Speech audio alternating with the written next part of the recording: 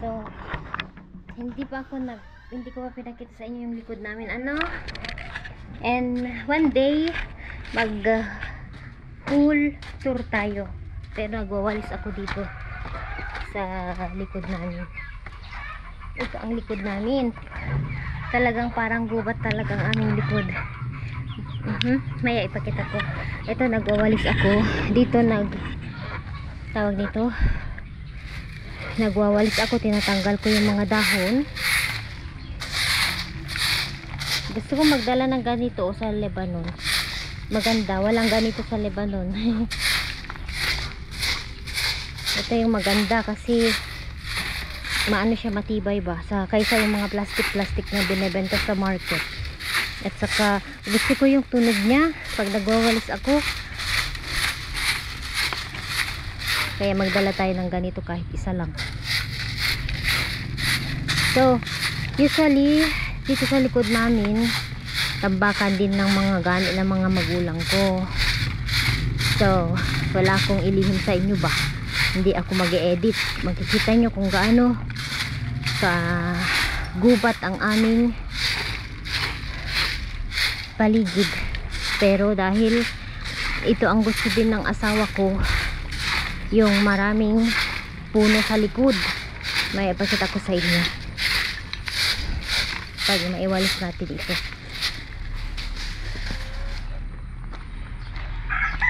May manok din kami. Ayan ay kailangan nila ng tubig. Ayan 2, 4, 6. Gutom ay na kayo, nauuhaw na sila, pa inumin natin mamaya. Walisan lang natin dito. Yan.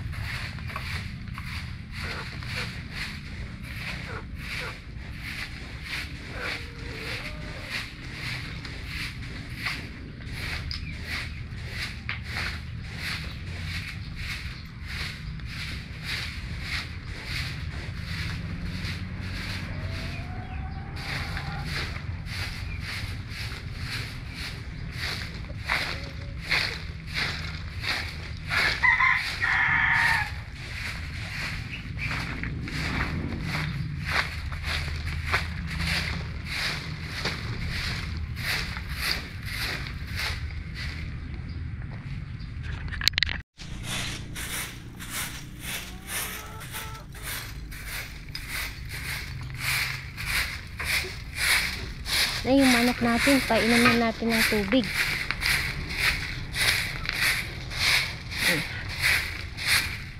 Alam nyo kasi kapag di mo ikulong ang mga manok mo, sasabihin manok nila. Kaya nilalagyan namin ng sinyales ang aming manok kasi inaangkin ng aming kapitbahay mga manok namin. Kaya nilagay ko yung mga iba dito kasi yun, painumin natin sila kasi nauuhaw ng mga yan. Wait, kuha ko ng tubig nyo. Nilalagyan namin ng sign ang paa nila. Oo. Oh, ano? Ayan, kuha tayo ng inumin nila. Wait.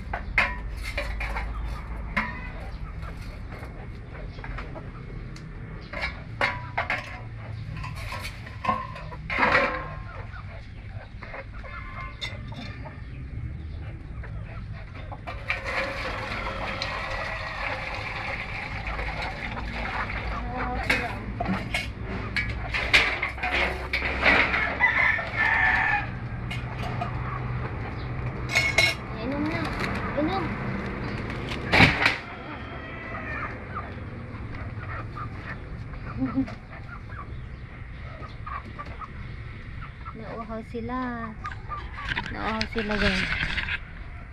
Hindi makita kasi naka-screen sila.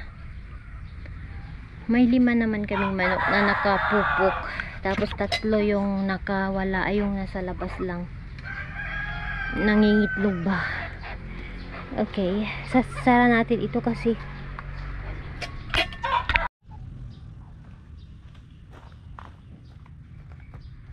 anyway, dito sa lugar namin bawal po magsunog. Pero pag ganito lang maliit na garbage, alam nyo, kasi mayroong kumukuha dito sa amin na basurahan once a week, Thursday. So like yung ganito pwede lang kasi hindi naman siya masyadong marami. Sinusunog ko talaga. Ngayon lang ako na magsunog kasi sabi ng magulang ko bawal daw magsunog. Pero pag yung marami ba, like yung mga goma, ganyan, bawal. Pwede magsunog guys. Like yung halimbawa pag hapon nagpapausok ako kasi nga sinusunog ko yung mga papel, plastic, mga dahon-dahon, dry dahon. At saka maganda ito para sa lamok, lalo dito sa amin maraming lamok. Sunugin natin para yung usok so yan. Anyway, pakita ko dito sa likod namin. Itong area until sa harap sa amin lahat to, sa amin hanggang sa likod. Ito dito sa may bayog. Dati dyan kami nagsusunog nung hindi siya umulan. Ang problema kasi dito sa lugar namin, sa area namin, mababa kami kaya nababaha kami dito sa area namin. And yung kasi namin mababa compare sa level ng road. So ang nangyayari pag tuwing umuulan siya, yung tubig nag-i-stack. Kaya nababaha kami sa lumang bahay. So ang nangyari, ang lumang namin is may kanal dito. Ayan ay pasensya sa mga mahinang sikmura. Ito talaga ay kanal papunta doon sa baba. Pero ang plano ng tatay ko na ngayon is yung barangay kanal namin, kinonekta namin sa kanal sa bahay. Kaya soon, one day ba, pag okay na yung weather, patabunan ng tatay ko ito ng bato para yung tubig hindi na siya mag-stagnant dito sa likod namin. Kasi tignan nyo yung mga kapitbahay namin guys. Since may bagyo, may ganyan ulan talaga na everyday nag-stack yung tubig. Kaya ito yung cause ng maraming lamok. Kaya ang nangyayari, nililinis namin dito kasi talagang tambakan namin dito, like yung mga kahoy, ayan, goma. Kasi hindi naman pwedeng ibenta ito, mga kahoy yung panggatong ito. Pero pag maayos na talaga, doon kami mag-stock. Sinabi ko na sa tatay ko, nagagawa siya ng kahit linungan niya ba, lagyan niya ng bubong, lagayan niya ng mga panggatong ng nanay ko, ganyan. Ito yung ubong namin pala. So anyway, yan, mababa. Tignan nyo, may tubig siya dyan. Kaya ito, hanggang doon sa may bayog, hanggang dyan, ito sa amin ito, dyan hanggang sa harap. And then parang gubat po ang bahay namin kasi gusto ng asawa ko, dati ito, mga puno na ito, wala ito guys, open ito noon.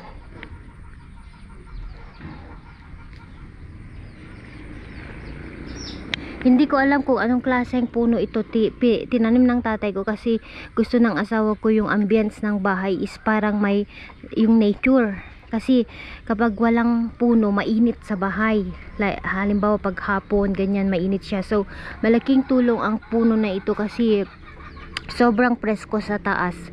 Oo, so minsan lang kami mag-aircon sa taas, as in presko siya kasi next sa window yung mga dahon, yung itong puno. So nagtanim ng tatay ko ng ilang puno, itong klaseng puno, ewan ko kung anong puno ito, matataas siya guys, yan o.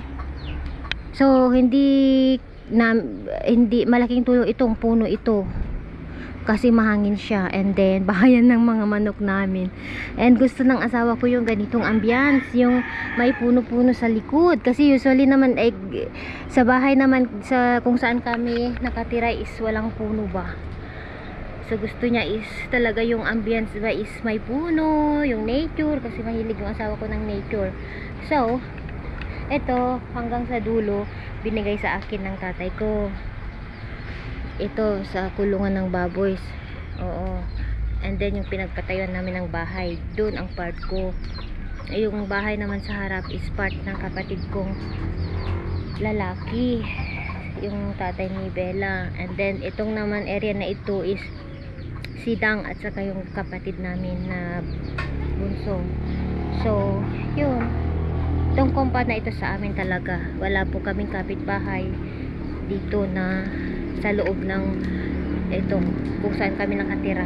Kaya itong mga gamit namin kumbaga walang pakialamanan ba kung saan namin naka-stack, nakalagay, like yung ito mga anuhan ng tatay ko ito talaga guys.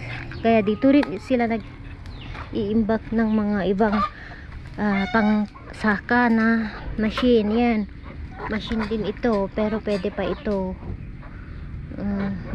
Ewan ko lang kung ito yung machine na ewan ko kung anong machine ito, basta pang saka din. So, ganito ang ambience. So pinapaayos ko dito lately, 3 months ago. Ito dito sa gilid, ang balak ko is ito ginawan ko ng pathway, tapos taniman ko ng gulay, ng Bermuda grass para maganda. And then one day itong bakod namin itaas namin.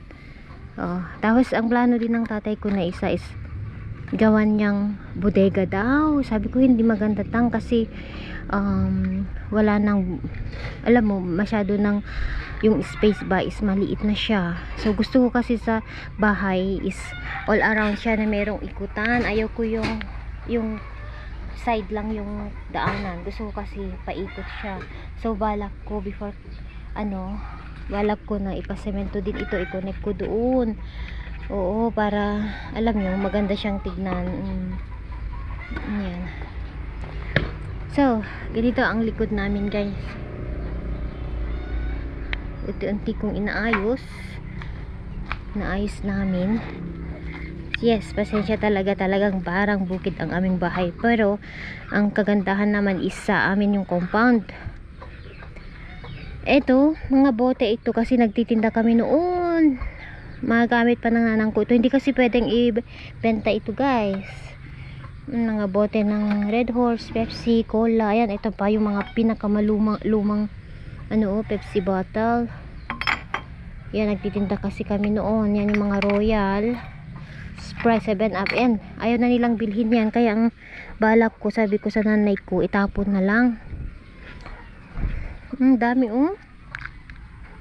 mga gulong din, ipamigay namin sa slaughter. Yung mga nagkakatay kasi ginagamit nila pang gatong ata yun. Sa mga so pasensya, as in talaga na magulo. Pero wala akong itatago sa inyo. At least wala kaming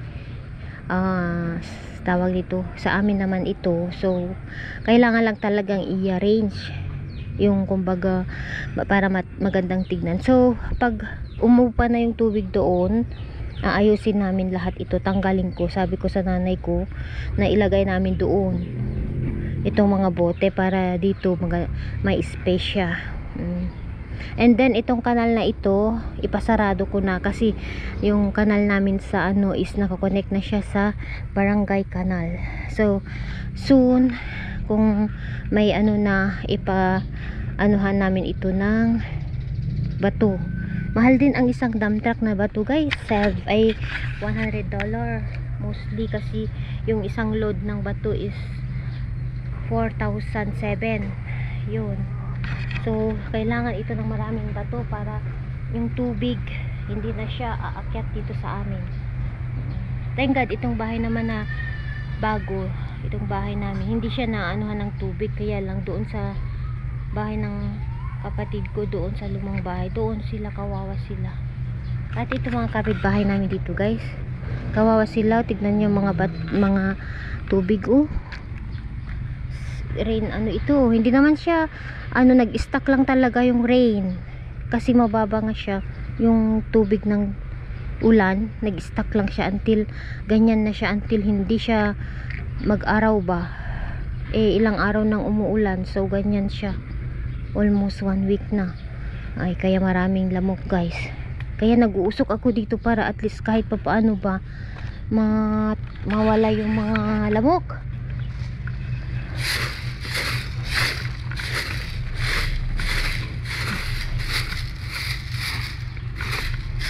Kasi ang usok naman is nagpapawala ng lamok kaya nagpapausok ako every time. Sa bahay naman kasi lagi naman nakasarado siya and wala namang masyadong lamok. Ito lang sa likod talaga. Ayan, next time mag full tour tayo pag ganito ang gusto ng asawa ko. Yung may ipapakita pala ako, nagtanim din ng tatay ko ng mahogani ata yun or melina na kahoy doon. Ayan, yung kahoy namin dyan is melina or mahogani, bayog. Tapos itong puno na ito, ganito ang gusto ng asawa ko, yung matataas na puno. Parang nasa gubat ka ba talaga ay gusto ko yung ganito guys.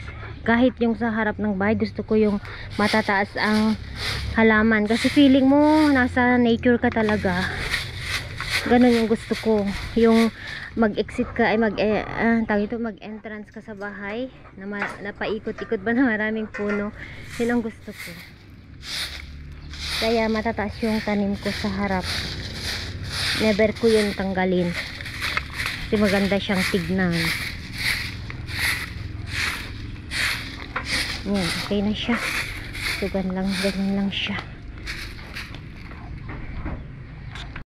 Ipakanyo ti baboy.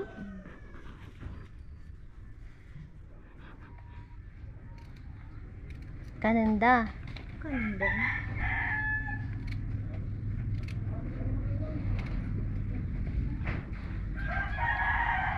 Sutat.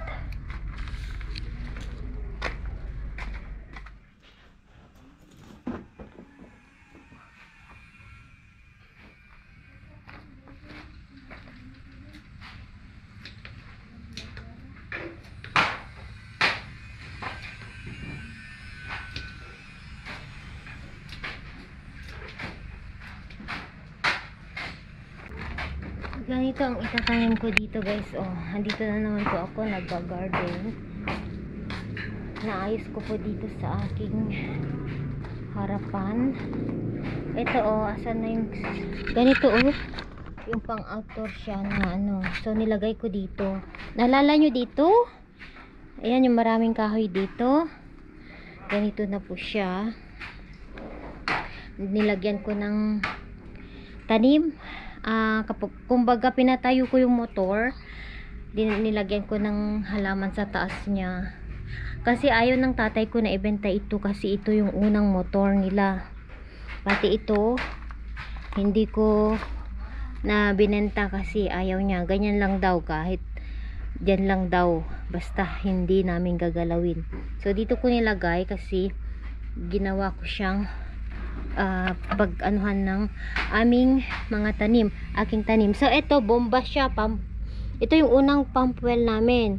So nasira na din, nilagay ko dito parang ano ba, antique na pang decoration. So ganyan siya. Tapos pag mag-grill kami, kumbaga may tinuno, ganyan na mais, ganyan. So balak ko na magpagawa dito ng ano, yung pag-anuhan ng like yung grilled ano, tawag ko, maliit na, alam nyo yung ginagawa nila sa Facebook na may nakatayong paglutuan dito pag may kainan, ganyan, yung barbecue, pwede. So yan lang muna pansamantala. Ayan, so ito kunin natin kasi kunin ko, itanim ko doon, may isa pa ata doon. Balak ko ganyan ba, kasi kahit hindi ano namamatay yan, wala akong maisip na itanim dahil ang rose mahirap siyang makita. Mahirap, nung pumunta kami sa Tugigara wala akong nakita rose. So wala naman na atang nagtatanim dito sa lugar namin, nagbebenta. So yan yung mga bougainvillea, basta pinaghalo-halo ko na lang. Ito yung old na nabili ng tatay ko na yung sabi ko na anuhan ng kuliglig ata yan. So binili niya din yan, gagawin niyang ano,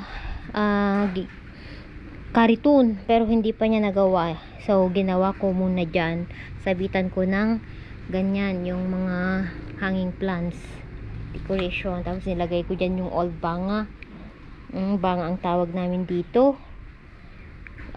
Yes, for ano ito, suka. Nung banga pa namin noon, ito matagal na guys. Dito nila nilalagay yung sukang basi. Oh, pina-ferment nila ganyan. Yung sugar cane, so meron pa kaming ganyan. Gamit pa yan ng lolo at lola ko. Kasi gumagawa sila noon ng sukang basi, mga sukang Ilocos. So, dito nilagay ko dito yung mga punla ng nanay ko na tinitinda niya. So, dyan, medyo maayos na siya. Dito naman ang bahay kubo namin, papasemento ko din siya para hindi mabato pag umuulan. Alam nyo, pumapasok sa bahay mabuhangin. So ngayon nakapag-isip na ako kung ano ang itatanim ko. Yun, yung ganun. So kuha tayo, tingin tayo dun sa hipag ko kasi hindi na rin niya inaasikaso ang kanyang tanim dahil wala din. Hi guys, umulan na po kaya ano, tawag nito, nagkuminton akong nagtanim ba, hindi pa ako nag-umpisa, umulan na. So nyatay na balatong, yay, mag-ulam tayo ng balatong ngayon dahil tag-ulan, masarap. Ay, pariya kumatilaw ko han nga ayun na dapat gayong sida. Ganyan ang matagal na ito guys, gilingan ng balatong, mais, utong, ay tawag ito balatong lang siya and mais. Matagal na ito, nung bata pa kami ganyan siya, manual. Ni tayo ganyan siya pero dapat hawakan mo mabuti kasi ganyan, mas maano na siya. Yan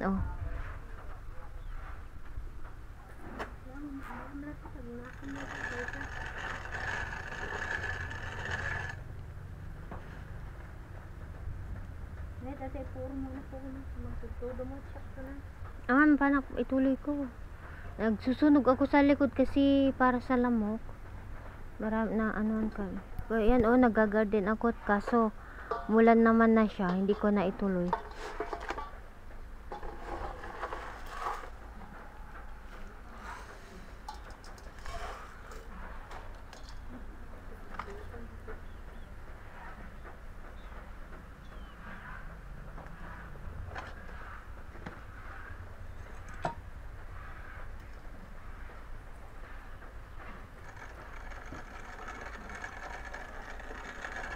Ganyan.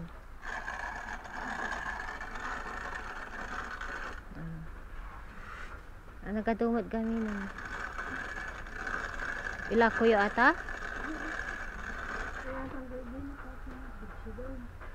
Anong kami na humula ito kung sila humula.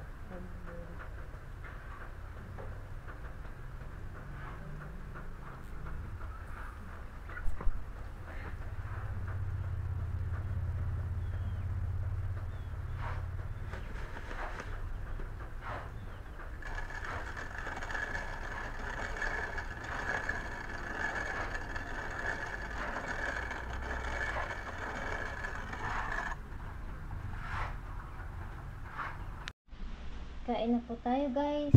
Let's eat po. Itay kakain sa ating bahay kubo.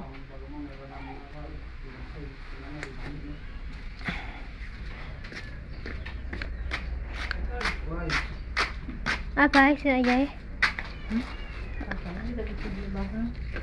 May dagi subli? Apay? Sina ajay? Bumbi. Oh, Hubig nga saban. isubli dagi baka yun. Hubig. Awan awan di pagtarak lang ta. Bakit na lang nang tarak hindi. Oh, tapos Sikat mo. basig bakit na. Nakaala dati bagidan. Baby ko na na, baby bing na yung Marami nagsasauli ng baka kay tatay. Ayaw nang mag-alaga, walang pagtarak Pakain na. yan. Ito ang mahirap sa yung place kung saan ka tanim ay mag-alaga ng baka. Hindi mo na mangala. Kasi Eh? May pakanin jubing, saan nga mapanagpasa di dyan. Bel, may kamanganan! Ano nagkita na takor ang taranggo? Yeah. Tilang pagkadkortanog di malas, madisgrasya. Ije ka lang pag ang rumbar mo di kapital na ano pati. Ang gulo ko yung buong Gada utang na sa ngaribo tayo nga sigod. Mm. Oh, nayunang latan ang gal, dalang ko tayo ko nana. Di amok mga kwa. Yeah, like this. Aja asin di padang mata o adang tumalang sa bawah na. Mas bali pa ang adang kasyat na takas pa. Baga na rigat na ta ko siyempre masapulong yung na. Ano gud mo lang tarakunan? Da mawa ma. Ay, mga subli, laklasok. Ayo baboy ni ko aja, ay baboy baka ni Sander. Ano baka yun?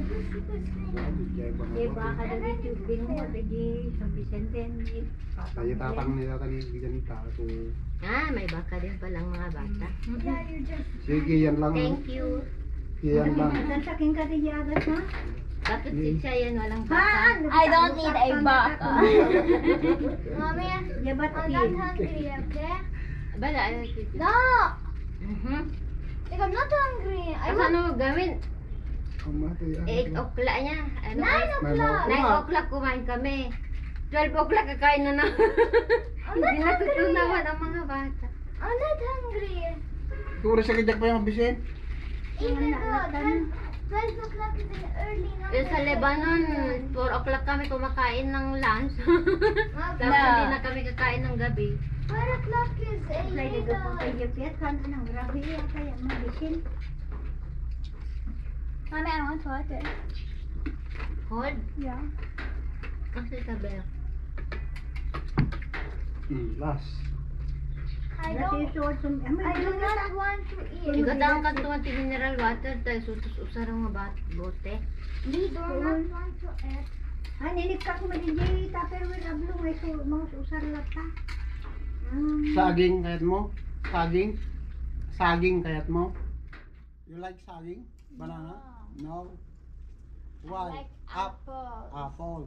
Apple madinda ka sa ba? Mango. Mango. Oh, mote mango. Pomelo.